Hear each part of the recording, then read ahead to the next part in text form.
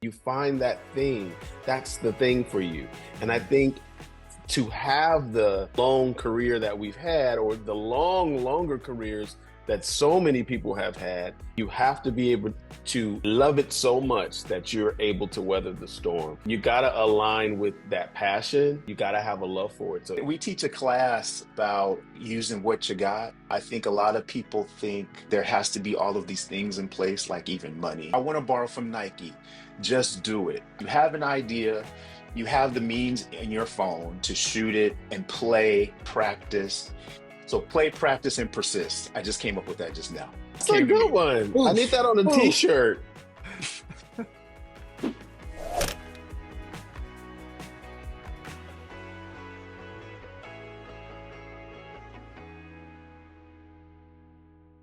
Hey, everybody. Good morning. My name is Josh Apter from Manhattan Edit Workshop. This is an episode. This is one of these sort of crossover talk and MEWShop sight, sound, and story experiences. But they're always great, and they're always, art talks about the art of editing, the why of filmmaking, less technical and more theoretical. And today I'm really happy to be joined with Deondray Gossfield and Quincy Lenear Gossfield.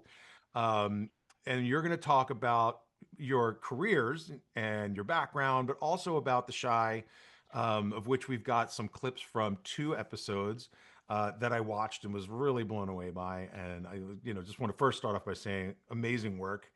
Thank Um, you. and I can't wait to hear about your experiences as filmmakers and with the show. So I'll just say, like us, subscribe to us, do all of those social things. And if there are things that you would like to see us talking about, let us know, because this is why we do what we do, and we're really happy to be here. So welcome to both of you. Thank you so much for joining us. You're both in LA, right? We're both in No, Chicago Oh, yeah, you're we're right both now. based currently in in Chicago. Chicago. No, Terrific. we're based in Atlanta, but we're currently in Chicago for family reasons. So the Because my family's here. Okay, so the second I open my mouth, I get it wrong. And no, No, no. it's We okay. used to live in I'm from LA. I'm from LA, Nobody knows where so we are. Nobody knows. that's Well, that's the problem with digital. It's like you could be anywhere, that's right. anytime. All right. Well, so that the two shows that I really adored being Atlanta and The Bear, I guess we've got some Atlanta and Chicago love right at the Oh, top. you see, you're a man of my own heart. I actually, when I saw Literally Atlanta, two of my favorite shows. well, Atlanta to me was like, I mean, look, this talk isn't about that show, but when I finished that, I was like, I'm not sure there's anything better going on within years. I mean, it was Yeah, Yeah. unbelievably and persistently imaginative, yes. Mm. arrhythmic in the best way, like in terms of like you're just we're gonna tell this story.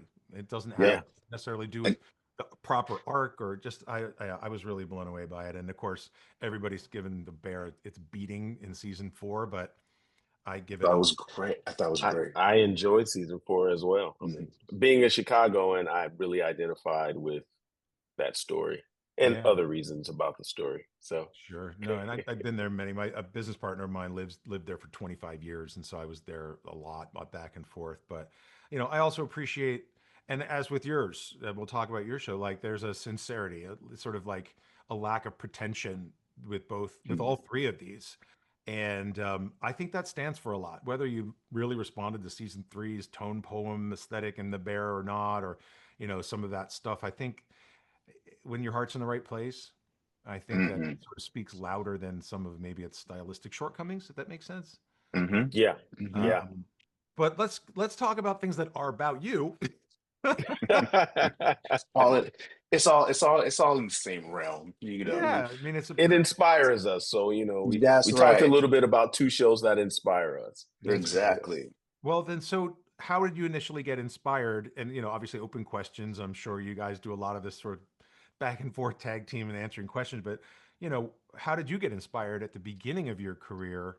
And I mean, we'll start and stop. It's a long question, but end up with a career being creative people. Well, we started off as actors. You know, I started off in high school musical theater and sort of followed that path. Got into Hollywood and wasn't able to work as often as I could, and started editing on the side, actors' reels, dancers' reels, and sort of developed this love for editing. And then somewhere in there, I met Quincy. He was also an actor, and we started making short films for fun mostly, but Mhm. also because we weren't getting the roles we wanted in Hollywood. It was just very limited. And I think he was sort of this character actor, and I was this love cookie cutter love interest actor. Nothing that ever could take our careers any further. Just little parts on these little shows, you in and out, no real, no longevity work. And we're like, we've got depth. So we started to shoot, stuff that showed us, like, highlighted what we could do. And that turned into something that kind of reawakened something that we both always did, and that was make film. We've been, both of us, carrying around our family's video camera, shooting everything, making up our own little stories and documenting our family's, picnics and reunions. And so set back and started making shorts that kind of showcased our work. And then in 2000, 1999, or around there, we shot a short film that was digital. Spent $10 on it and ended up winning $10,000 from Showtime's Digital Media Festival. And I think that's sort of what told us maybe this is something we should try to pursue, on the other side of the camera as directors. So that's it in a nutshell. So Quincy has more details, but that's sort of like the arc of it. Like he said, prior to us meeting and prior to us, pursuing our careers in acting, we were those kids that were making films, short Mhm. films. My great uncle here in Chicago was a well-known photographer. So I grew up in his like photography studio, and I was just always fascinated by cameras and lights and just the behind the scenes of the work that he did. Like just going to visit, it was called Russell Studios, and just going to visit his studio was always just fascinating to me. And he and my grandmother, my uncle, and my family are just big movie buffs. So we would just sit at home and watch movies, especially horror films. We were all kind of crazy about horror films with your grandma. You come in, can you Oh my God. imagine? Ghost stories and horror films. And we're a little older than people probably think we are. So we were around when the first video stores opened, before there was Mhm. a chain, when they were just corner store Yep. video stores. And my uncle and I, we would go every week and just rent 2-3 videos a day, and we'd be back multiple times a week. So I probably, like, as big as that library is behind you, I watched, just the same amount. B films, it didn't matter. We watched everything. And so I think I always had a love for visual storytelling and the visual arts. However, I also had a love for performing, and so I went that route first, and never thought, about this kind of coming around full circle in my future. But your parents tell you you've always done this. You were doing this as a little boy, so it's no surprise to us that this is where you land. So yeah, like Deondray said, we both were those kids, Mhm. and kind of like the, life and the universe took us back to a place that we probably, started, where all the love for what we do now began. I mean, I don't want to sidebar too much about, we're about the same age. I looked, and you know, I just, I got the gray. You guys don't. Yeah, At no, the, I the just summit. He's got a I hat. went blonde, but trust me, it's as gray as yours. I remember getting like hit with the extra charge for not rewinding my tapes at the Oh, corner Yeah, yes. at yes, Yes. Maple Glen Video. But I also wanted to know, like, so growing up around film, right, about or photochemical process, then, and hmm growing up making shorts. But we're of the age where you could have been working on film and not digital. But you're saying you had the video camera. We grew up in this sort of transitional age where things went from either film, and it was like it had that weight, that sort of mass and the feeling to it, to yeah, really bad video, yeah, through yeah, into like digital cinema, if you want to call it, because now it's sort of you can just sort of choose your weapon and make it look like yeah. anything. That's right. So were you shooting on film, or were you really just like grabbing the camcorder?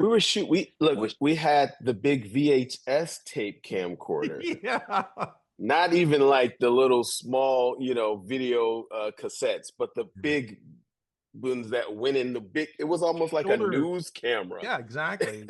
We They had had the that ones that first. they had the little one that was like a tiny, and you popped That's, it into a big VHS oh yeah, the cassette. adapter. Yes, Yes. you put, Yeah. yeah. Mhm. I had that. We shot that first short that won that prize. We shot that on what was it? Sony Handycam.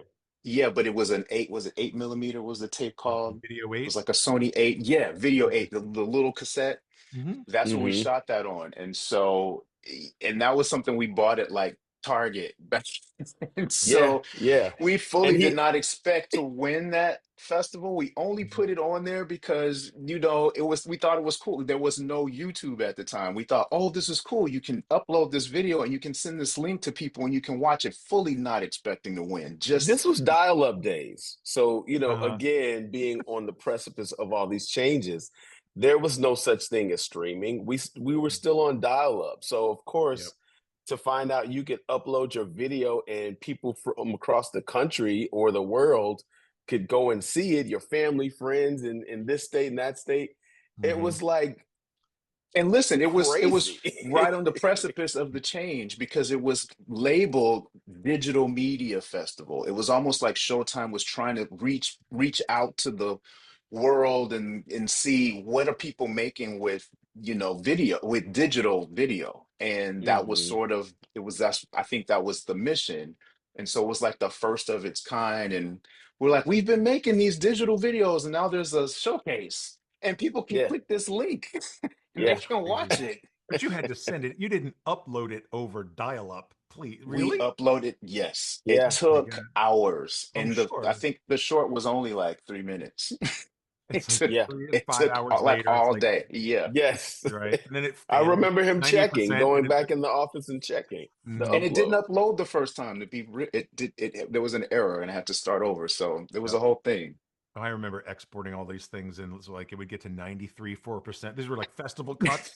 And it would like you're Yes. exporting out of like early Final Cut Pro, and it would just Yeah. shit the bed 98. It Yes. was like so now like you have to sit like change settings and sit there and pray that it would just Yes. output to tape or something. It was I'm so like some part of me is so glad it's so easy now. We're just past Yeah. all that Yeah. layback So stuff. Yeah. fast. Yeah. Insert editing the last 2 seconds of something because it just was such a yeah. Happy Yeah. times. Happy People times. don't know. They don't know how hard it was. They don't know what we've been through. You gotta But yeah, fight for your art. You gotta fight for your art. so after we won the Showtime Digital Film Festival, we took that $10,000 and we reinvested in ourselves, and we bought a jib arm and we bought better tripods, and we bought a three setup lighting kit. Hmm. We bought a couple of little hot lights, here and there, and we bought a new camera, and at the time it was 24p. Sure. So we got the first 24p camera because our friends Panasonic. who Panasonic, who were filmmakers, were talking Hmm. about, oh my gosh, you got to see it. And they had test footage. They had gone to like I A forget the name of convention the was the like convention this that happens at Universal Universal. City Sure, in sure. Universal Backlot. So Uh-huh. they brought back this footage from this camera, and of course, we splurged on it because we were like, we want our projects to look like film. Yep. And which is so funny because it's like fake It did. 24 frames per It was the second. DVX 100 or something. I remember that camera. Everybody completely crapped themselves. It was Yes. 720 maybe. And then I mean, yeah, like those things it was worth Well, it because bad first, video looks like bad video. It's very hard to make yeah. 30 frames per second video look like film. Well, remember the very first one, Quincy, was that Canon. We had that Right. We have Canon, that too. and it Mhm. was it was like a setting on there called like frame something, and it did this weird thing to the frame rate that made it look more cinematic. More cinematic. And Yeah, then the DMX, the DVX DVX. Mhm. Hmm. came out. We literally have all of these cameras. Mhm. And so I want to be able to put all of the cameras we've ever had on display, Yep. all the way down to my original like 35 millimeter Canon. you That's awesome. know. So we have all of these cameras, but we began shooting with those cameras, and we shot another project. Weren't really happy with it. As a matter of fact, one of the people who came to help us, because we were in it and directing it and shooting it, Boy. was Jennifer Jennifer Pong, Pong, Pong, Pong. I'm Pong. saying her name. Let's cut that part out. But one of the one of the people who helped us shoot that was Jennifer Ong, who is now like a major television director. She's directing everything. So we were just, trying to create content, and we were at Blockbuster as usual, watching movies, and we noticed that there was these direct to DVD projects that were occurring. And we had a friend who was the king of what we call the backyard barbecue comedies. Hmm. So you had like these different genres. And so you had like these Black films that were all going straight to DVD. And then they introduced LGBTQ films, which were their own section. And being that we're both gay and Black, we were watching everything that we could possibly watch. And we noticed that there was no stories that There was no were inclusive intersectionality. of no intersectionality. And we thought we need to tell a story that connects these two communities, because we exist and nobody is giving us stories. And so we were watching the Oprah Winfrey Show one day, and there was a episode about the down low, which was basically African American men or men of color who were living in the closet. They had termed it, the down low. And there was an author who had written a book, and the book was just really salacious, and it was really kind of just gross. It was really gross. And we felt like Oprah, in that segment, being Oprah, who is usually, just being um a person that's weighing every side of a conversation, it just really just bought into like this very negative slant on, men of color who were living in the closet. And we were those people. We were like, wait, we live in an industry where Black actors, we can't be gay. Like, he is a straight love interest in every TV show that he's booked in. So that we thought would kill our careers. And so you have unfortunately have a community of people, especially back in the day, less so today. But back in the day, you had a community of people who were afraid of being who they were because of the consequences. And so none of that was discussed on this show. It was just really dark, negative stuff. And we're like, there's a lot of reasons that people hide, and they're not talking about those reasons. So we both have degrees in psychology, which is crazy. We both went back to college together as adults and When got we could degrees in when psychology. work was drying up, we were like, we got to you get a know, job. the student loans really helped you pay the rent, but you got a degree at the same time. So I think the basis of our storytelling has always been about humanity, and Mhm. probably because of our love for understanding the human psyche, we wanted to create stories that delved into the whys people behave the way they behave. Yeah. And so we created this project called the DL Chronicles. We wanted to do an anthology series, and we thought Hollywood never touched this.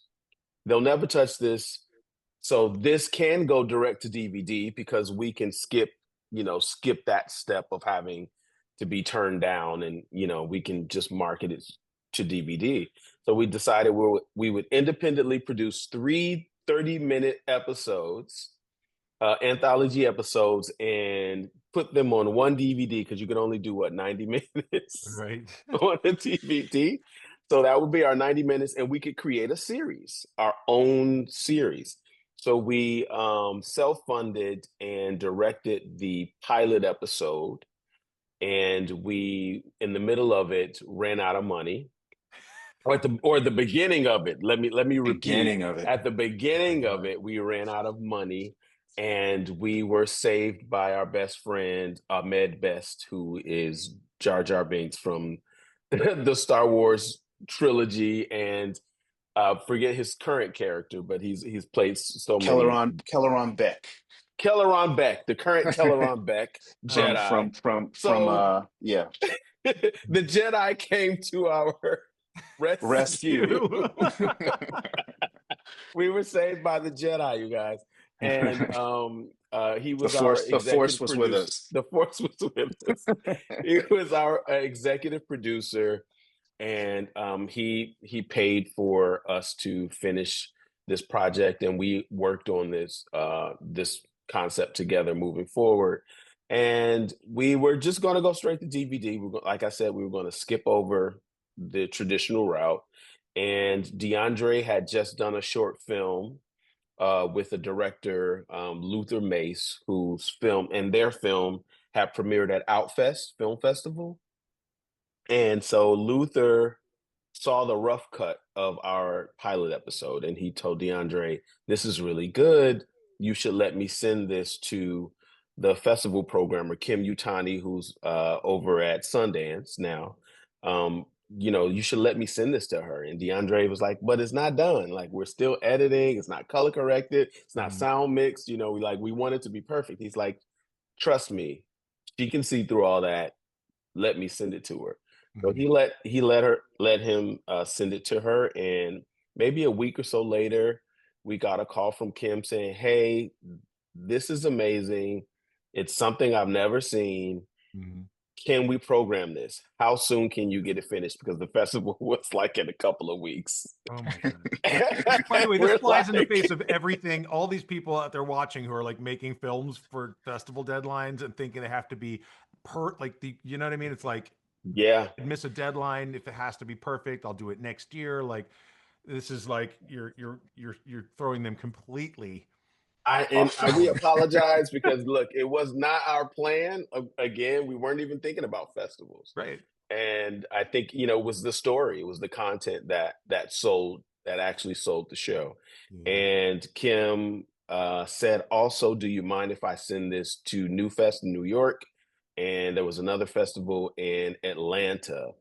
And she said, "I think they'd really be interested." And we're just like, "Oh, okay." So he got to work overnight. He was burning Mhm. the midnight oil and got it done. And the show premiered at 3 festivals, like within a day of each other. Oh my god. And they received sold out audiences that they had to program it a second time to accommodate the word of mouth.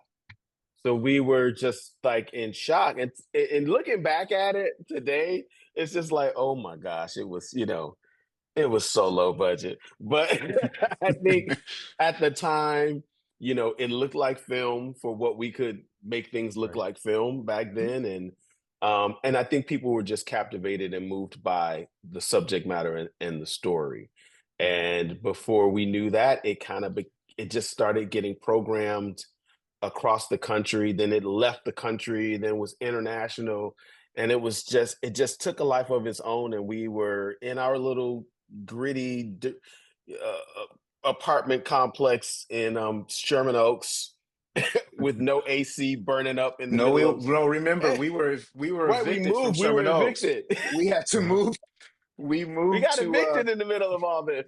we did. Oh We my moved god. to Glendale, California, and we got this little tiny cramped apartment with all our equipment. A little I bungalow. edited all of that footage inside of a closet because We that was called the it the only place I could put Cloffice. my I could put my editing equipment. And we called it the closet because it was my closet slash office.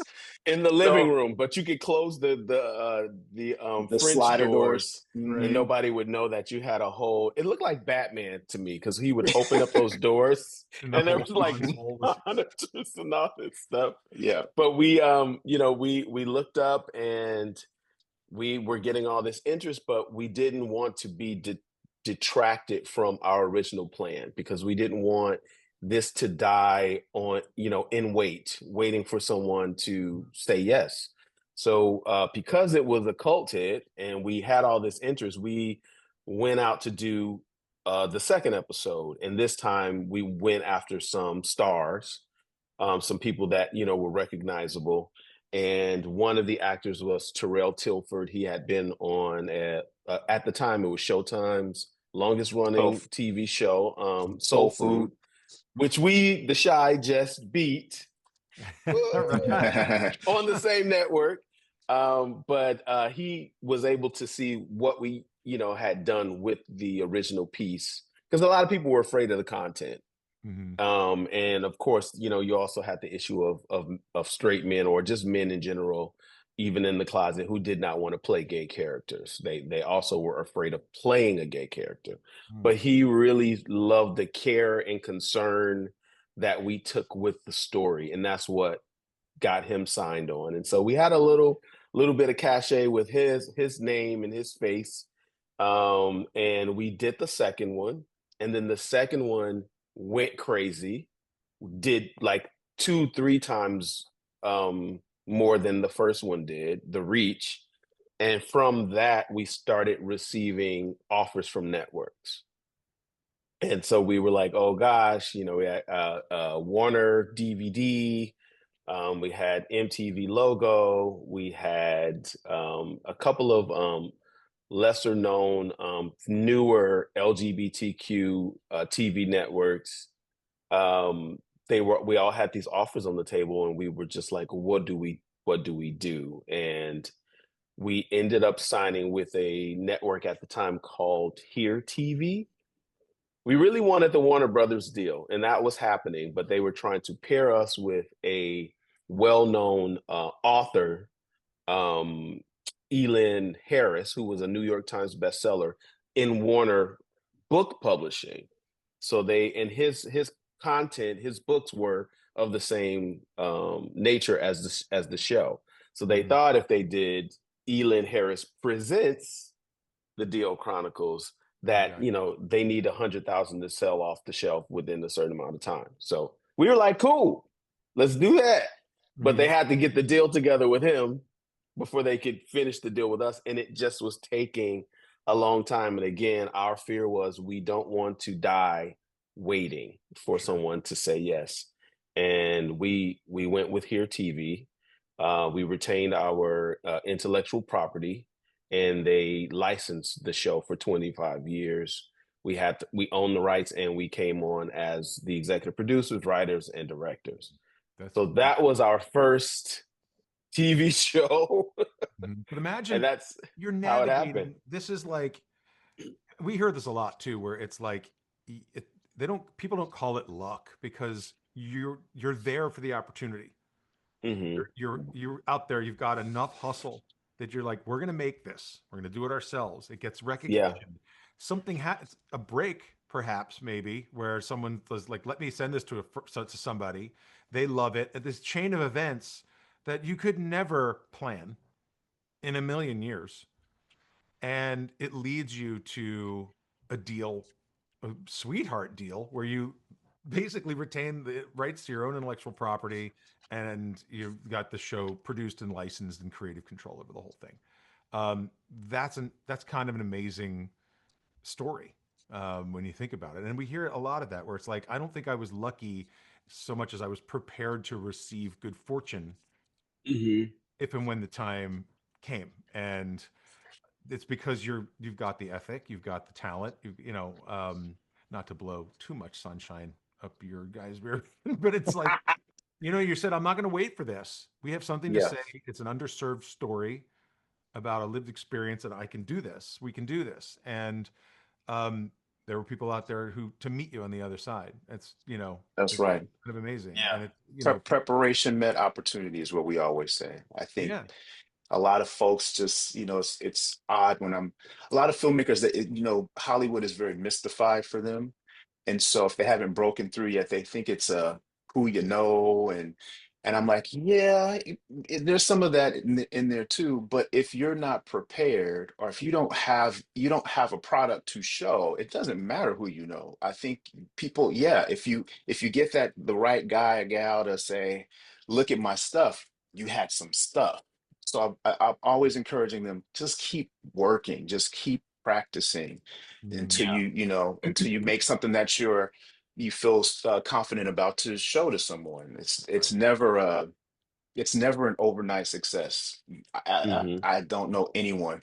Mhm. I don't know 20, anyone. It's 20, not 30-year long overnight success. I hear that all the time. exactly. Exactly. And the success is, like DeAndre saying, also in this industry, success is not always consistent, right? Because we had a TV show, Mhm. we won. We were the first African American television series to be nominated and win a GLAAD award, which is the gay Emmys. Uh-huh. Um, so it was a big deal. We were walking in the doors of Showtime, HBO, you name it. They wanted to work with us, and so we were there. We were in the room. We were unfortunately, like DeAndre said, when that part of the opportunity presented itself, we weren't prepared because we Mhm. didn't have other shows written yet. We didn't have things that we could go in that room and say, we got this.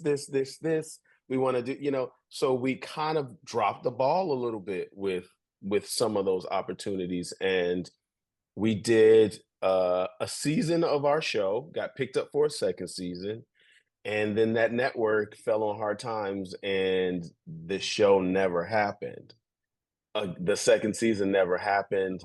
And we got hired as co-EPs and directors on a Cinemax series that was in development also the same year that we were supposed to do our second season. And that didn't happen. So we went from famine to feast Famine.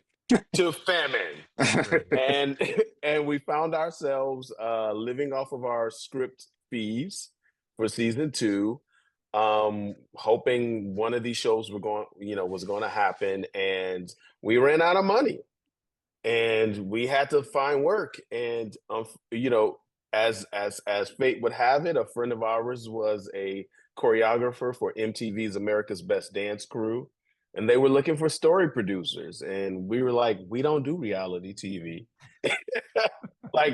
And he said, well, you do bills, don't you? And you do have to eat, don't you? Right. We're like, So yeah. He's like, look, just let me introduce you to the EP. They're hiring a new team. I watched you guys. You guys have been hustling and doing this independent stuff. You're doing the same thing that they're doing on this show. I know you know how to do it. You can do it with your eyes closed. Get in there and do the damn interview. So we were like, he's really that forceful. he really So, this is in quotes. Yep. yeah, and we're being cleaner with the language that he used. But You don't have to be, but yeah. Okay, he said you motherfuckers need to pay your rent, right? but you could do, like, here's the thing. You did it, and you could, right? Yeah. Like, it's like there's a, there's a part of the creative brain and experience that adapts. And Yeah, sometimes people get pigeonholed because you haven't done this thing. They're like, well, you're incapable of doing that thing because I haven't seen you do it already. And that's not necessarily right. true. It's just give me a chance. Yeah, Yeah. and a lot of times you have that imposter syndrome because you think, I don't know what I'm walking into because I've never done it before. And you get there and you feel like they don't know that I don't know what I'm doing. And then you discover you know exactly what to do. Mhm. You've always known what to do. It's not brain science, it's not rocket science. Right. And you get in there and you find out that the producers that have been doing it for years know less than you. That's like, oh, we got this. So Yeah. we got hired because they liked that we were filmmakers and they wanted to create a different aesthetic for their stories moving forward. And we brought a whole storytelling element, like creating films, little mini films within the competition show, and which is now standard for all of the singing, dancing competition show. We brought that to America's Best Dance Crew, and everybody emulated it after. Mhm. We found ourselves working in that field for 11 the, years. the next 11 years, Yep. further and further away from scripted TV. And Look, it bought us a house in Atlanta. It paid our bills. We won't poo poo on. It did what it needed to do to set us up for success, and it fed us. Yeah. And we were able to be creative within that world, but it wasn't what we were passionate about. It wasn't the storytelling and actors, and Mm. it just wasn't that. And I think we both grew kind of weary towards the end. Well, That we also had during that interim, we were stopping on our downtime and making our own independent stuff because it was just in right. our bones. We had to make something, so we would self-finance these little stores. We did a spin-off of our old series, The Chronicles, and it took a life of its own. And On every web single series. time we thought that we were going to kind of like put it to rest for at least a little. I was never going to go anywhere, but it was like, this is just it's starting to become painful. We get, a daytime Emmy nomination for our streaming series. We go, oh, so maybe we're supposed to be doing this. And so we get these little bits of success along the way. And it would just it just kept propelling us forward to like not give up, keep going after this. And Mm. meanwhile, trying to make, a living in reality TV and trying to funnel some of that money we were making into our cinematic endeavors. So yeah, Mm. we never truly gave up, but we were running tired towards the end. It was sort of like, okay, we need to put up or shut up. And if this is what we really want to do, I think Quincy and I just one day looked at each other. We were on a show. I forget what show it was. I don't know if it was Legendary. We did I, I think it was legendary. HBO Max. and we had been in we moved to Atlanta because we were doing a gospel competition show called Sunday Best. And I think it's just one day we woke up and I don't know what it was that we knew was going on, but we were like, I don't want to do this anymore. I Mhm. said, do you want to do this anymore? And he said, Yeah. no. No. Right. I don't want to do this. And so we decided that day that that was going to be the end of it, but we had to like kick it into high gear. Okay, if this is not what we're going to do, we have to do everything we can to get back to where we were. And that's going to mean a lot of sacrifice and it's going to be very painful. And it was. We put it Yeah. down and try to maneuver the industry in ways like to help us get back. Or we had a lot of friends that we had mentored that were now superstars, and we didn't ask for anything. We were literally going back to square one, like, hey, can I come shadow on your show? Can I come just sit in and see how things, I'm not even trying to be on your show. I just want to know what this machine is because we've never done like big studio television. We were at a very small studio. We were our own showrunners. That's all we know. And so we wanted to know like what is the machine? So we started asking around, and in that interim, we ran out of money again. So we are now Went to credit going cards. Uh-huh. living off credit cards again. And it just so happens a friend of ours, Lena Waithe from back in the day, who we have known since she was a young pup. We She had this competition for filmmakers. They were going to give 10 filmmakers $100,000 to make a short film. And think we may have thought we might have had a leg up because we knew Lena, and then come to find out she had nothing to do with the judging process. Yeah. So we're like, oh gosh. And so it also seemed like a very young filmmaker thing, and we're very long in the tooth. And it was just like, I don't know if this is, but we did it anyway and got in.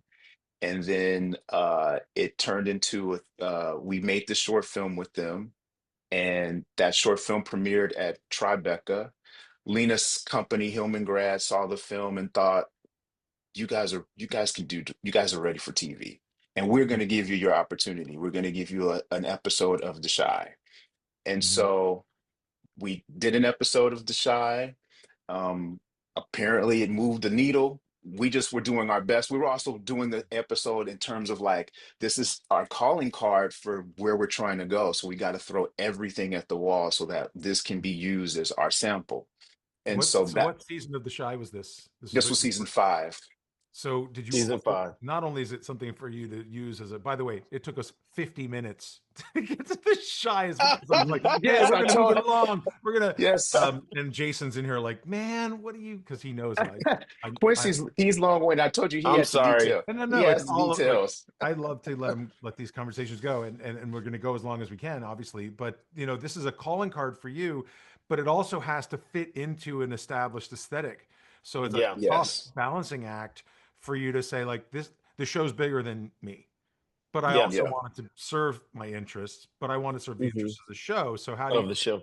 yeah. So, I mean, look, I'm glad we're talking about the shy. How do you initially balance that? And then, that leads to this, that's from season 5 to now we're in season 8, right? 8 We're going We're into going 8. into season 8. Yeah. right, and we'll watch episode, clips from season 7, but like how did, so that it moved the needle and it satisfied both internal creative, desires for you, but then the show, it sort of fit into the larger vision, correct? Yeah.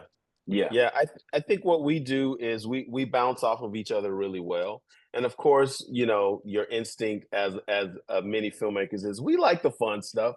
We like the cool stuff. We like the flashy stuff. But we also understand that whatever we do, it has to serve the story. If it doesn't serve the story and it's just serving an aesthetic, then we kill it. So, we go bounce off of each other and we have all these really cool ideas of how we want to direct the scene or how we want, the symbolism or how we shot composition, whatever. And in the end, the story wins. Mm, It's not me versus him, it's us versus the story. And right. sometimes we just pull back and go, that moment really doesn't call for, even though it would be nice for us to see it, it really doesn't call for it. Right. This is a much simpler, intimate moment, and we probably should keep it simple. So I Right. think that's how we were able to kind of reach for the sky and then pull ourselves back down to earth It and was it was scary though, because we were doing things that we hadn't seen on the show before. And so we were taking a lot of creative liberties. Not, I wouldn't say a lot. We were taking some liberties, but risk. Yeah, and some risk. And so we didn't know, how it would be received. And luckily, it's sort of in our favor, it gave this show sort of a new template. So it was like, oh, this thing that you guys did was really cool. And so that turned into, hey, come produce for us. Yeah. We like what you guys are doing. We like how you interpret the scripts. We like how you interpret this story. Mm, Can you guys come do this for us, on a regular basis? And that was even first we were offered 2 episodes and we were happy for with the that. It was for like season for the 6. Yeah, 6, we're like, mhm. oh wow. And then we got this weird call where the network and the studio wanted to meet with us. We thought, oh, they're about to let us down easy and take an episode away or something. We didn't know what this was. It was really serious. And I was Right. like, why are all these people on the call? So they finally got to the point of asking us, would we be interested in coming to produce and direct the show? And we Mhm. were floored after all those years of like on that side path to not only get back to where we were, but in this major capacity. It was just, it was unreal. I couldn't, I literally fell off the chair when we were on the Zoom. I literally went backwards. Now, So, how yeah, about, yeah, seriously, I'm not sure, like, I'm not particularly surprised hearing the story sort of in one telling because you shift to reality and bring something to it that then becomes integral, right? Like yeah, you wrap your sort of head and your creative, ideas around something and create something newer that's in sort of integral to the storytelling, and then you come back to and you get asked to do this show and you bring something that's personal and unique to that. And I'm not surprised that they say, look, we like this elevates the whole show, come yeah. in and do more, right? So again, I said I wasn't going to blow too much sunshine, I just did it again. it's okay. But it's, to me it's not surprising. I would love to watch some of it because I know Yes. I hate to say we're like running out of time already, but let's watch some of what we can, because I want you to talk about these creative ideas. So we have episodes, was it Safe Harbor from season 7? Hmm. Yes. And there's a bunch of things to watch. I think the Crime Spree is exciting to watch, so we can start there and Okay. then talk about like some of the influences and some of how that sort of is an evolution of the creative ideas you brought to the initial episodes that you did. Yo, first come the money, get the money, money. First come the money, get the money, money. First get the money, get the money, money. Yeah, first come the money, get the money, money. When I was 16, I flipped packs to get the dough. Bump the rules, I be a smooth criminal.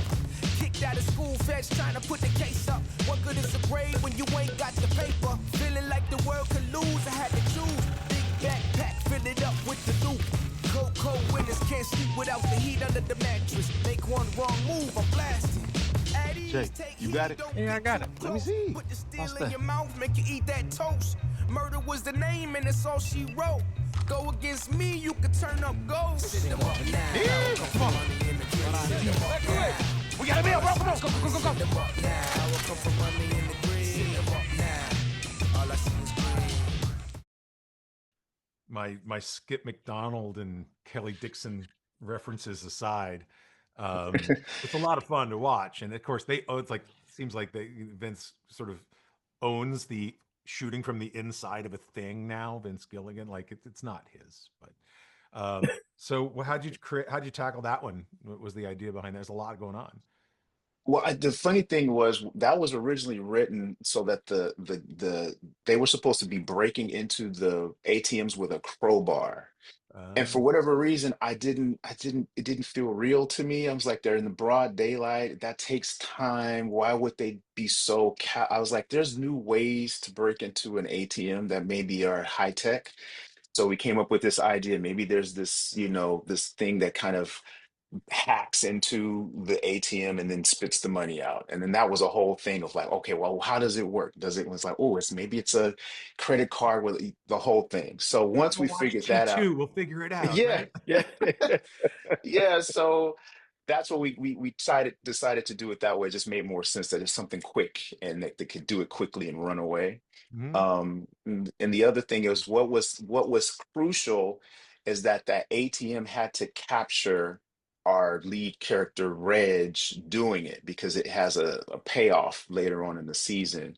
And Mhm. we didn't want it to be just ordinary. It was like we still wanted cinematic. So it was like, oh, what if he's like filling the screen and he's Mhm. in this very intimidating look and his little brother is in the background and you've got them both and it not only does it serve the purpose of like this is how we're going to identify who it was later, but it's also beautifully shot and it's also intimidating for the audience like whoa. And Mhm. Reg is back with he's back at his old, because this is a character that supposedly had died in previous season and is now back from the dead.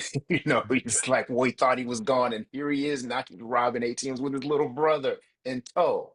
So a lot of those things in the perspective, Quincy and I love to shoot perspective shots because it brings you in as long as it's telling a story. Like it can't just be because it's pretty. It's like we wanted the intimidation of the heaviness, the weight of Reg when we shot through that, this big face, these big eyes in the camera, and he just this menacing look, and he's just a power to be reckoned with.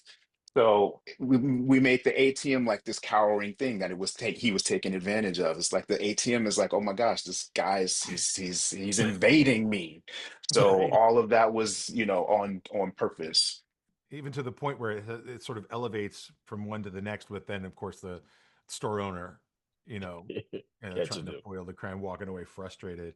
But yeah, you feel you do you it has a really interesting way of identifying with character even through something that's essentially like, you know, an action sequence for lack of a better term. um, Hmm. so It that's was so funny too. The money thing was another thing because like the Mhm. money's flying out of the ATM, and we had to retrofit a real ATM with this blow machine, and the money kept flying away. Right. Shot after shot, it would land at first, and then it would like blow, and And then it would just just fill in the whole it's just frame with Right. like block the trap, camera. dust So it Yeah. money takes all in the frame. It so was many People take. don't get Yeah, it that. You was didn't just like finally got get it. one. Right. No, you Yeah, gotta get it's like the first 5 seconds of every take or something. It's like, you know, yeah. yeah, no one. The funny thing is, as hard as these things are, I've always like nobody cares the stories. They should, because sometimes it's like you don't know how long it took to get that to work right, and they're like, just watching the show. Like they totally take all this for granted. They just want to be entertained and excited. But that's funny. Yeah, there was a running joke with our DP. So our DP was Christian Tico Herrera, and we would sit down with him, with our plans, our storyboards and everything. Like, hey, this is what we want to do, and then we had like to have this discussion. And because we like those POV shots, he was the DP on oh gosh, Snowfall. He was the DP on Snowfall, and one of the directors was known as the POV guy, and they basically were having like flashbacks of like, oh gosh, it's like he would just come up with a POV out of everywhere he could find a POV shot. Right. And so it just became like a running joke when we were mentioning like POV shots. Some But of he's his like, some of his camera ops were with him on that show. So me, him, and Quincy would plan these like fake. So we would have a discussion. It was like, so we're thinking we're gonna have this shot from the tea kettle, like from we inside the want to tea come kettle. from the And we're being spout. really serious. And he's like, And he said, you have to watch the team when you do it, though. He said, as you're saying, you have to kind of look at them and you can see all their faces are going, what are you doing?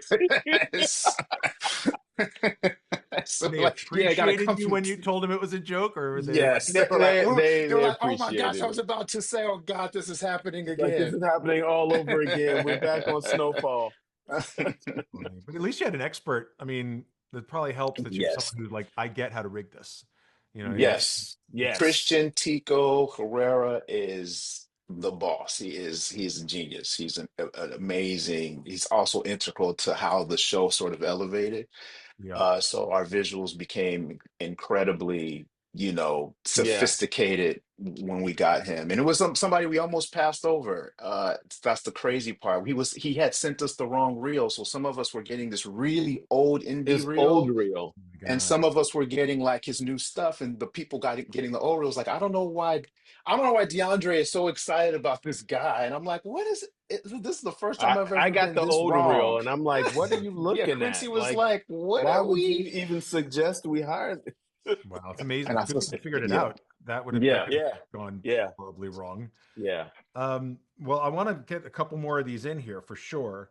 Do you want to look at the shroom trip? Because I think Yeah. there's something really interesting about that. So same season, not the second one, but the third clip on that reel. It's was it Shad and Vic? Shroom trip? Shot and Vic. Mm-hmm.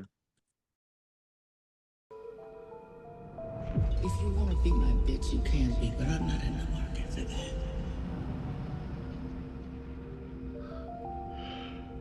Why do you feel like you have to save everybody?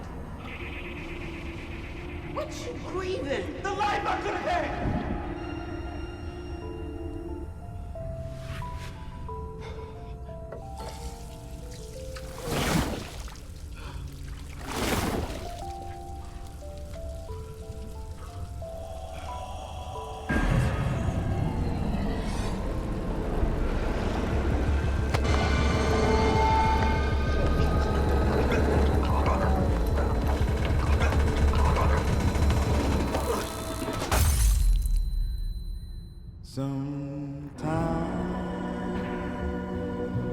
Sometimes I feel like a motherless child. Sometimes I feel like I'm almost some days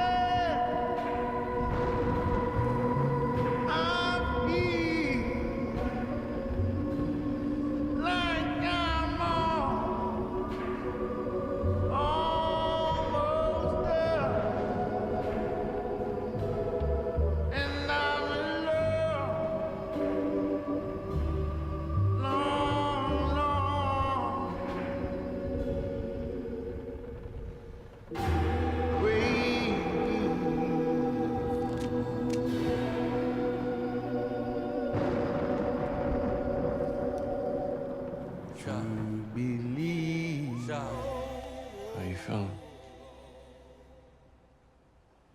Crazy. In a good way? I don't know yet. How about you? I'm nervous. About what? About what I saw. What'd you see? I saw Trig. Yeah, I saw the younger me. What the fuck do this shit even mean? Don't ask me. I'm just trying to get high, nigga. Sign up for this shit. Just trying to chill, Joe. Me too. Oh, man. Hey, you know what I'm beginning to realize, though? What? I ain't getting enough love as a kid. Neither did I. I think that's why I probably spent my life, like, chasing women and doing dumb shit, because I ain't never get the love that I wanted. My whole life running away from love. Because I don't think I deserve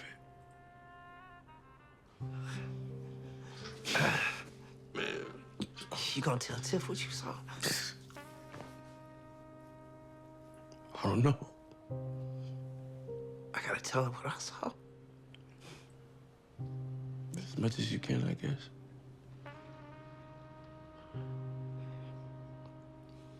Tired as fuck, man. Me too.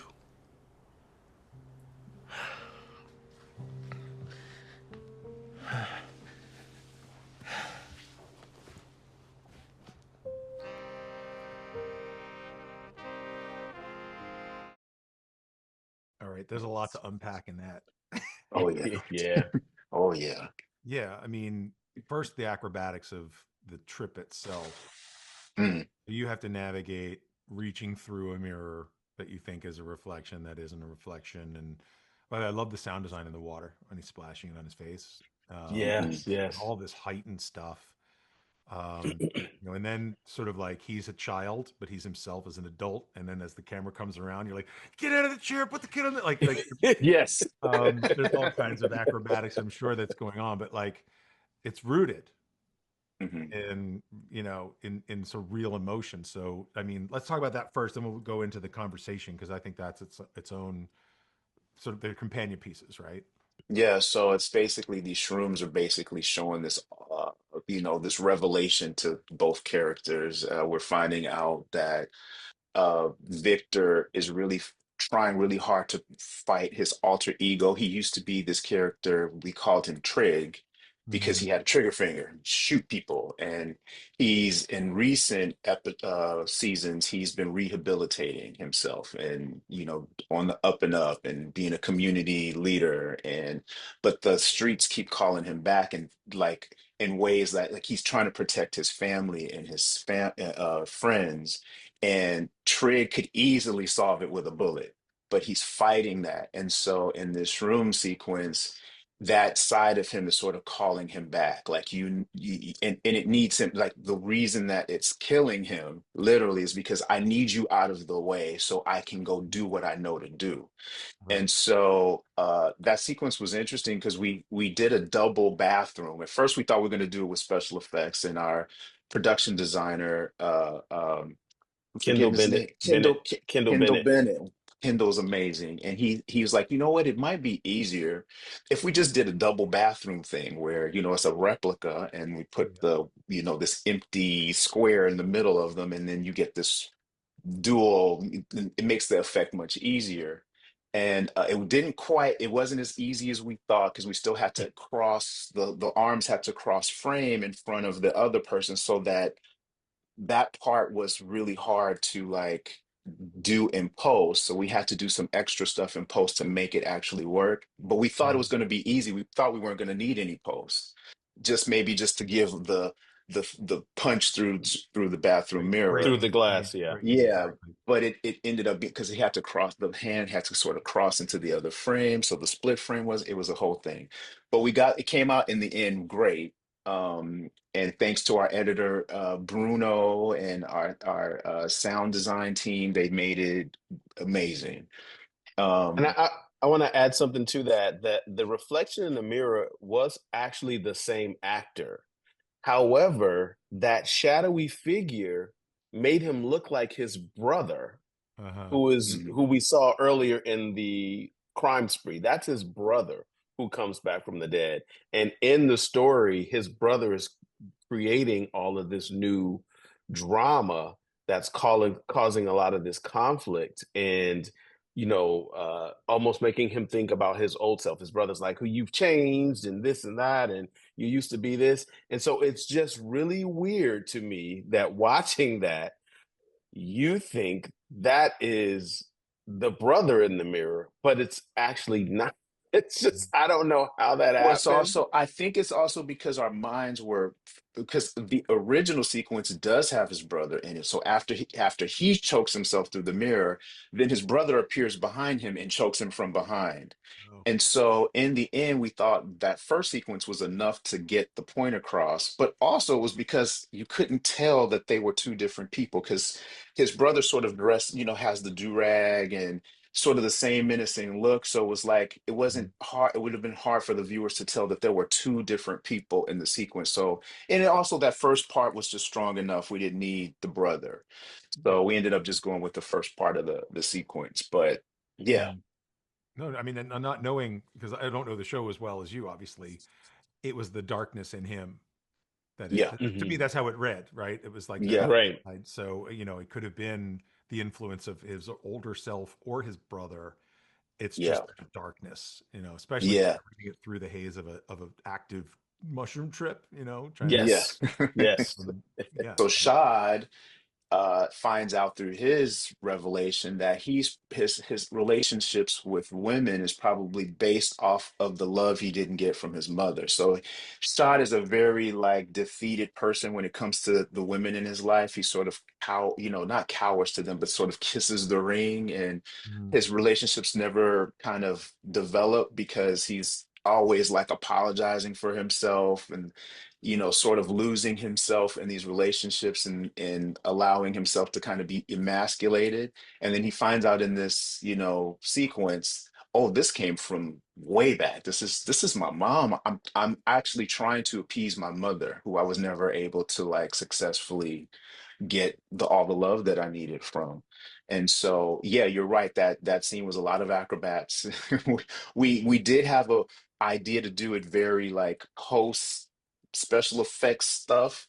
And Mhm. then with talking to Tico, me and Quincy, and then drawing the storyboards, we realized, wait, there's a way we can do this practically.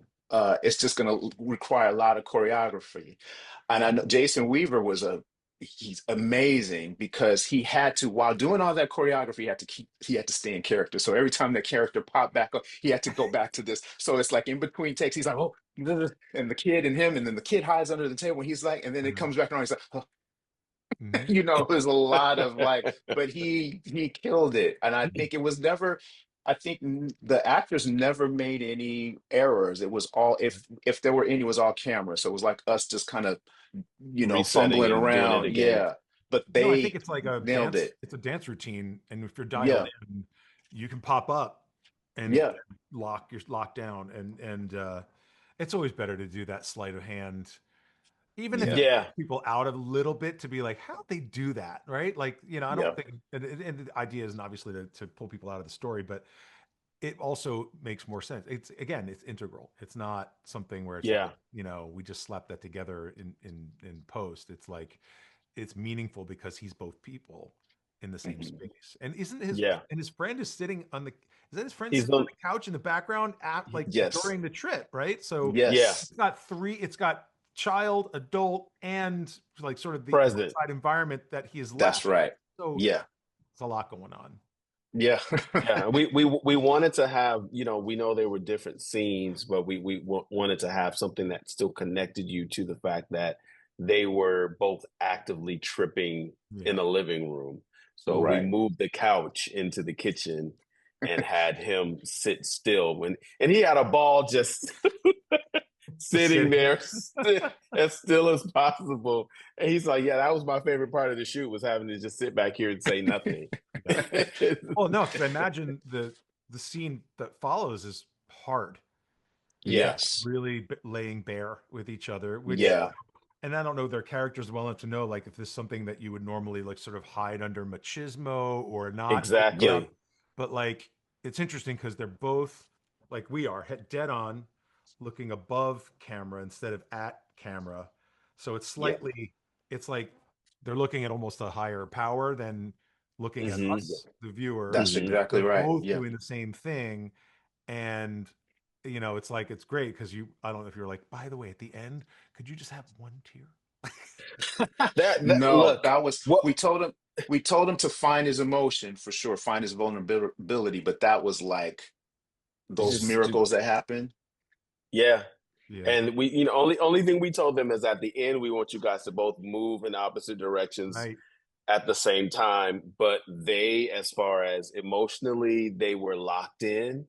Hmm. And I think for them, because their characters often, you know, even though Shad is fumbles with women, you know, he's ex-con, and both of those characters are always, you know, uh, having to put on a front, a facade. And I think the mushroom trip stripped away the facade and gave us the audience a moment to Hmm. see their hearts, and also for them as characters to be kind of stripped bare.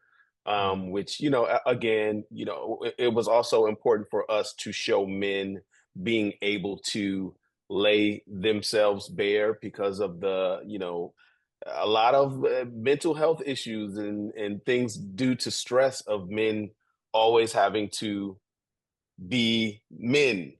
Yep. And so it was a great opportunity to do a lot of that, to really kind of delve into you know, social issues and just how we present and be, you know, and again, we have been doing a lot. We haven't done shrooms yet. And I say yet She said because yet. Not even for research. Okay. I'm interested, right? But I've been doing we've been doing a lot of research on psilocybin. Is it Yeah. psilocybin? Same effect as And we weed, right? yeah, and for therapeutic reasons, and we've actually talked to some friends and family who have actually gone and done it under like medical settings, and they were sharing with us what their experiences were. Some of them were very emotional experiences. Some of them were a little frightening. So you had, you know, I think we drew from learning from people who've actually done the therapeutic psilocybin Mhm. and what you may possibly see, you know, relating to what it is you might need in your life, Yep. or you haven't exercised in your life. So I think And we got to go ahead. ironically, the short that got us this job, the two young men in that were they took a shroom, and that's how come they were opened up and able to see that they were actually in love with each other. So There you go. that's, you know, so it's full circle. But the writers came up with this. The writers, what I love Yeah. about our writers on the show is they write the characters so multi-layered that Mhm. no person on this show is ever all good or all bad. We have our heroes that do these questionable things, and then we have our heroes that do these altruistic things. And so it's sort of like the human, you know, the nature of humanity. And they really do well at like giving these Hmm. layers to people where you think they're on this path and then they surprise you and you're like, whoa, but it's all authentic. It's sort of like Hmm. it's what you see. No, It's like I was going to say, what you Hmm. like, see. I didn't look at this and say, I don't buy that from these guys. I don't buy, like Yeah. I say, like, this Hmm. is that weird hang time between tripping your face off and Hmm. kind of recovering where there's no lie. There's no, Yeah. it is like this from my hazy 30 some odd years ago memory of what it's like, but like, there's nothing off the table and you connect Hmm. in a way that's like everything you say is revelatory because Yes. Hmm. like you're not afraid to dig into go into these places. So I think your writers were definitely aware of that and pulled on it, and the fact that you frame it in such a way that is you don't let them off the hook by shooting a profile, No. except for that Mm-mm. when it ends, the Hmm. right this chapter closes and they sort of turn Hmm. to their own worlds, which is, Hmm. yeah, and it's like it's a nice combination of like it's the writing's there, the acting's there, the camera work and directing is there. So I'm glad we watched that one. I thought that was really That was a good, yeah. I I like think Thank that. you. Thank you. we probably, since I'm getting the like we're over time, man. Okay, okay. We should watch another one because I think Okay. we should definitely watch something from Bet is a Bet. However, the I don't know, that dinner table scene's so tough because I know shooting a dinner table is or the dinner scene's really hard. It's to me it's a toss up between the grief meeting, which I think is really, you think it's about one person and it's not. Maybe we do the dinner because it's sort of like there's more Yeah, going let's do the dinner. on. Okay. I'm so tired of this black men with white women conversation. Then let's stop having it. Well, we could stop having it. If so many of you prominent black men would stop letting them ruin your lives. White women are not holding a gun to our heads, forcing us to do anything we don't want to do. Then you're the problem. Why am I the problem? Can I answer that? I'm talking to your mother. But you're in my house. Mom, stop. Why are you telling me to stop? She's a daddy's girl just like you, which is how you wound up with this one. Renee, I am a man of God. You say you're a man of God, and that's one thing, but it's a different thing to live like one. So I'm not living like a man of God because I'm with a white woman. Living like a man who doesn't want to be challenged when he comes home from work. No, I don't. I'm exhausted by the time I get home. Well, I'm exhausted from the moment that I wake up. Sarah has lots of energy. Mm-hmm. Most white women do. I don't care if you date a white woman. Neither do I. That's because your children are too young to understand. Understand what? That black man would get lynched for just looking at a white woman. Like Emmett Till? Yes, like Emmett Till. So are we just supposed to live the rest of our lives in the past? No, but we should speak the truth. And what is that? The truth is you abandoned your wife and child for a fancy church and a hussy with a proclivity of getting it on with the young boys. See, I have seen the video with some child talking about her messing around with a boy named Jake. Papa, do you know him? Yeah, I do, but I ain't have nothing to do with that. I'm just focused on my own walk of God. Kenya, I like him. But back to you. You should be ashamed of yourself. For what? You threw away my daughter, thinking you were going to find something better. But then you realized she was a gift from God. I don't know how you thought you were going to find anything better than that. I am grateful for the life we had together, but... She cheated, we know. Mom, that's enough. Whoa! Kenya, go to your room. She can stay. Hoo-hoo, there he is, the man that I remember. Should I go? No. You're fine. Fine. Me being with a white woman has nothing to do with you. It has everything to do with me. I'm just at a place in my life when I want to try something new. With hopes that you'll become someone new. I'm not who I used to be. Are you better? I'm richer. That's not what she asked you. White women have been the downfall of many a black man. Hope we don't have to add your name to the list. You won't. Good. I made cheesecake. Hope you left room for dessert. Y'all play the game. Okay. All I can say is Felicia Rashad. Felicia Rashad. Felicia No. Rashad is the GOAT. She's the GOAT, and that was just one of the biggest pleasures of our lives is to have her in front of our camera. Like, It's literally everything that I mean, when I was a kid, Cosby Show and A Different World was like my model for like life in general, but also like as a filmmaker and a creator, it had a huge influence on me, it had a huge influence on our creator, Lena Waithe. And so this was full circle. Lena called ahead of that set saying, please take care of Felicia. She's golden, please. And we were like, oh, we're already on it. So that was great in of itself. And she was so easy to work with. She gracious. She has every right to be like, I don't do this, I won't do that. She was very much open. And I think Quincy weren't we weren't giving her a lot of direction because she was just nailing it. Every take, it was like, Right. you know, and during the rehearsal, she came up to us and was like, babies, don't be afraid to direct me. You can. We were like, no, honestly, you're fine. We never having no notes.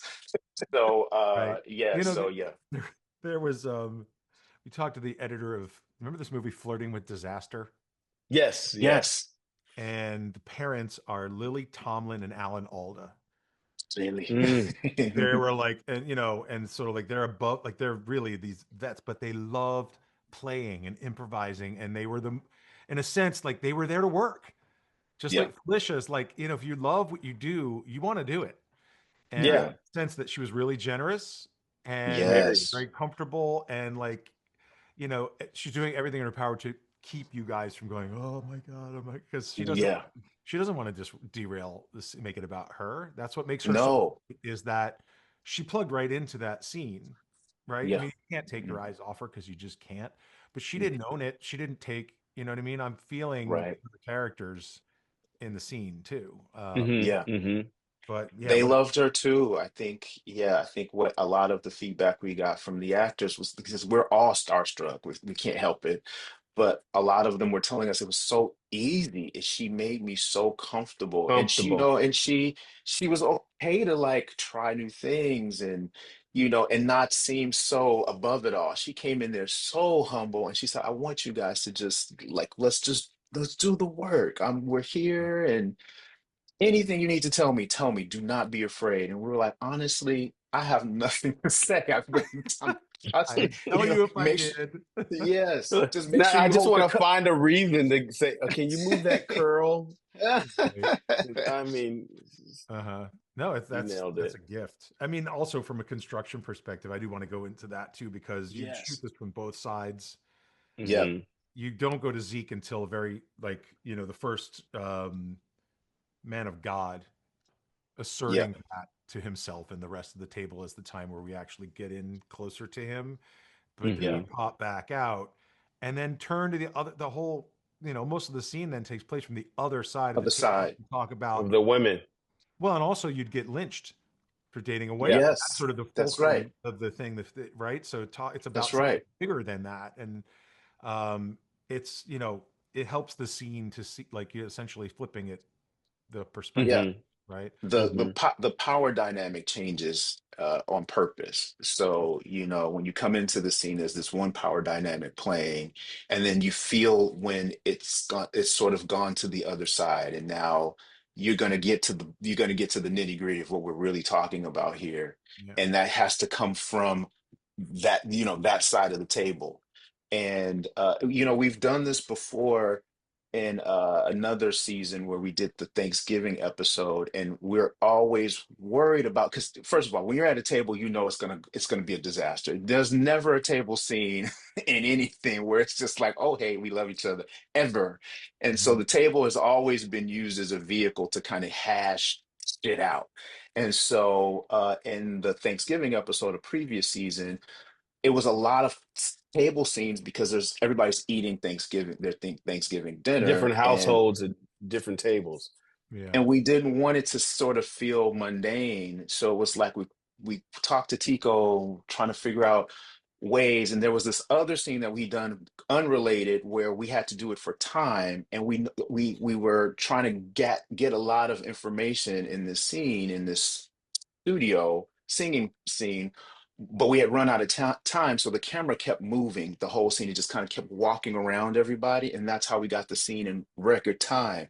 But I loved it so much. Me and Quincy were like, can we do that thing we did in that episode and do that for all of our dinner scenes? And he was like, that's a really great idea. Us also will save us a lot of time because we're trying to figure out how we're going to get all this footage, all these people at the table, all these setups. Hmm. And we're like, that's actually brilliant. And it actually lended to not just keeping it away from the mundane, but we noticed that it was also a way to tell the story differently that we hadn't considered either. That power dynamic in those table scenes in the Thanksgiving episode previous season, same thing was happening. The camera would move where it was supposed to when the power shifted. And Yeah. so we did that, and that it worked so well. We're like, let's do that again. Of Yeah. course, we had a different DP for this episode than Tico. So we had to try kind of translate it to Xavier, like what we had done before. And he was like, okay, I got it. So But yeah, we do this roaming two camera setup that's roaming, and we are shooting different sizes. And so the camera is always constantly rotating each, counterclock, each and not counterclockwise, but around each other, like orbiting each other. And we run the scene multiple times, and we're focusing on different speakers and different sizes at between the two cameras. So now we have just this catalog of moments to draw from in the edit, and then we work out the power dynamic of who needs to be seen here in post, and with our edit. I don't know, did Bruno edit I this don't know. episode? I don't remember. Yeah, Bruno did this one. So yeah, Yeah, Bruno so did this one. Bruno, Bruno's amazing. Our editor, Is he's your incredible. editor amazing on editor. set with you, or is your no? He's in No. New York. He's in New Yeah. York. This Promote, is because I can see it, like, you'll get that coverage, and you're taking notes while you're shooting. You'll say, like, okay, I know I've got like I've got this important moment covered, but like, did I get that covered on that person? Like, you can sort of Yeah. adjust the way it's yeah moving when it's sort of doing yeah that sort of swoop to make sure that you got everybody you need at every size you need, and then Mhm. you're like, look, now we know we got the ingredients to make this Yeah, we have resonate. an amazing script supervisor, and she's right there in the trenches with us, and she knows exactly what it is that we're looking for. We have these discussions with her, and so And sometimes she sends all those notes to our editors in real to our time. So editor after in real every time, scene, she sends it out. Yeah. and then sometimes we're, like you said, we're directing, we're also still producing the show, so we're answering text messages in between scenes and running off to have network calls, really quick. So sometimes even us, we're like, did we get that? And, Mhm. Kat, our girl right next to us, our right hand, and she's like, you got that. You guys got that. No, we got that. And then she can she has a app on her computer where she can go back through the footage and show us Oh, that's what we have. Like, she can just recall it. And so that is really, really helpful with the physical part of getting it in the can. But we love the movement because, like Deondray was saying, emotionally, those conversations have a lot of movement, and we like that the camera is moving with the flow of the conversation. So you're a part of the sound and the meaning that's coming through this conversation with the camera movement. And like you said, we discovered that we liked that during the Thanksgiving episode, and we did it again for this episode. Right. And when it parks on a close-up, it feels that much more important, right? Like, if you're Mhm. sort of moving around in two sets of threes on either side, and then bam, like there's something, it's like that, just that difference, just that shift. Yeah. Yeah, It up yeah. and share, You feel it. You Yeah. feel it Yeah. internally. Yeah. Yep. Yeah, and we purposefully like placed the actors on opposite sides of the table because it was men versus women. But also it was generationally. So you had three generations of men, you had three generations of women, Yep. and you're talking about generational differences, historic generational traumas. And you'd have, the grandmother who came from a time where interracial relationships were dangerous and taboo. And then you have the granddaughter who's like, Dad, I I don't don't see the big care. deal. I Yeah. don't see the big deal, so you see like that those conversations and the difference between the generations happening. And then you have the little boy, he's With his yet mouth another wiped. generation. Yeah. And He's he's just like, just what's like, going on? looking side to side, like, okay, I'm just trying to take this all in. But yeah, we wanted to frame it in that way. We wanted to arrange everyone so that we could really play with a lot of the subtext of the scene visually. Yeah. It's just amazing how many hats, in addition to the two you're wearing right now, you wear, like, because it's hard enough to do any one thing well, and that you are juggling so many responsibilities and so many different sort of like you have to have different skill sets for these different things too, but that you can then sort of drill down and focus on the creative work and bring Hmm. the most out of that. And the performances is kind of astounding. I said I wasn't going to do any more blowing smoke, but I had uh, We thank you, take it, Josh. right? You might as well take it. We appreciate it, Josh. We accept it. It always Um, feels weird because I don't know how to accept compliments, but I'm learning to say thank you. well, and also that you're incredibly nice people too. Like Thank there's you. no ego going on here. It's like you appreciate the work it took and what would you say? Preparation meets opportunity. Is that? Opportunity. Hmm. Yeah, Hmm. like that comes through in this Thank talk you. and the work that you're doing. So I wanted to thank you both for giving me your time today and sharing Thank you for the creative having us. process with our audience. This is really, I can't wait for this to get out there. I guess we usually, at least when it's a talk and muse shop, not a sight, sound, and story, we usually kind of ask for a takeaway. If you have, I don't want to put you on the spot, but like, you know, people coming up, do you have any advice for them? Like, you, I know your story. It's like, make it happen for yourself because it seems like Yeah. opportunities came when you said, I'm going to make this happen. But what do you have to say to, the kid picking up the much nicer digital video camera? Hmm. Hmm. Well, Hmm. one thing we teach a class about using what you got. Yeah. I think a lot of people think that there has to be all of these things in place, like even money, which helps, but it's not necessary anymore. I want to borrow from Nike. Just do it. I think people have in their hands what we had to pay thousands of dollars for back in the day, and it does amazing, work. If you have an idea, you have the means in your phone to shoot it and play and practice. So play, practice, and persist. I just came up with that just now. Really? Okay. Just now, it just That's a came to good me. one. I need Poof, that on a poof. t-shirt.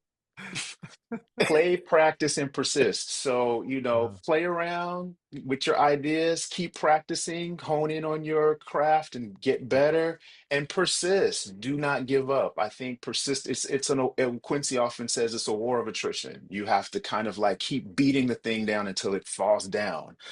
If you give up, you will never get there. But if definitely, you're guaranteed to fail if you give up. Yeah. you Yeah. Yeah. don't give up. Yeah. And remember why you're doing it. Don't get into the politics of filmmaking. Remember, you do this because you had a story to tell and you love it, and inherently it's fun to you. Remember that as you go through this bullshit. It does seem Remember like that. you've retained the ability to the sense of play that you had early on, Yeah, applying it to a structure as large as this show on this network, and it still feels like there's play, which is great. thank you. You know, That's Yeah. the Thank you. that's the goal. Thank you. I would add, make sure that this is something that you love because it's not, I don't want to make people think, afraid because, but everything is, you know, worth having is worth the struggle. But when I first found myself in film was when I was a PA in Chicago on a film called Solstice. It was a winter film. We were shooting in February. If anybody's been in Chicago in February, and we were shooting off Lakeshore Drive on the north side in at night, overnight. And that was my first time PAing, and there was no place I could think about being with frostbite, sleepy, cold, you name it. I could not imagine. I woke up, I dreamt about the next day.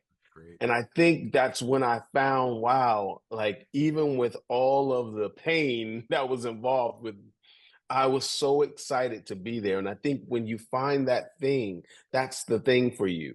And I think to have the long career that we've had, or the longer careers that so many people have had, is that you have to be able to love it so much that you're able to weather the storm. So if you're doing this for clout, if you're doing this because you think it's easy or it's going to be a quick way to, get some bucks and some, you're in the wrong place. So you got to align with that passion You got to have a love for it. So if you have a love for it, PPP.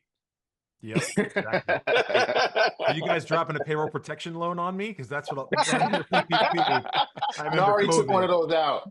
It's, I'm you still know, paying on it. I got mine forgiven, thank God. I But got some of it forgiven. it's because some people say like, when you love what you do, it's not work, and I say like, no, it's work. Oh, It's it's work. work. It's good work. Like it's Yeah. not work that you mind doing because you love it, but doesn't mean it's not work. It's still Yeah. Yeah. not that you want something.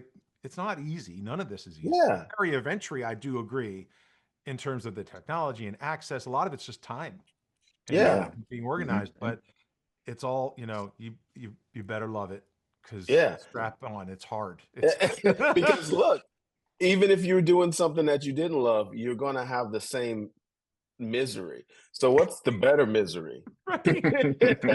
The struggle that you face doing something that you absolutely love, you still get to walk home fulfilled, or you're busting your ass doing something that you absolutely hate. So There you go. I That's take a the latter. excellent takeaway.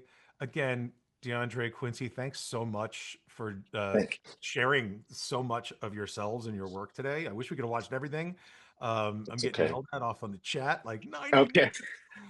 Sorry, Thank you, Jason. Josh. No, it's fine. Sorry, It's Thank you, fine. Jason. He knows me well enough to know that it's gonna happen in the time frame that it happens. And I wouldn't want to. I'm so glad we got to sort of just relax into this and speak about your history and your work and the consistency along all of it to now. And I just I couldn't be happier for you, and can't wait to see what's next. Really. Thank Thank you. you. Thank Yeah. you, Season Josh. 8. Thank you, Jason. Season Season 8, 8. everybody. Exactly. Everybody watch season 8 of The Shy. It's on Showtime. I'll Yes. conclude. I guess I'll throw it in. Again, Deondray and Quincy, thank you so much. I'm Josh from Manhattan Edit Workshop. Like us, subscribe to us, tell us what you like, give us comments, because this is how we know what you guys want to see the next time we do this. Even though this one's a weird sort of sight, sound, and story talking MEWShop crossover episode that like we never know what they totally are, but they're always really amazing. And I love taking the deep dive. So again, thanks so much for your time.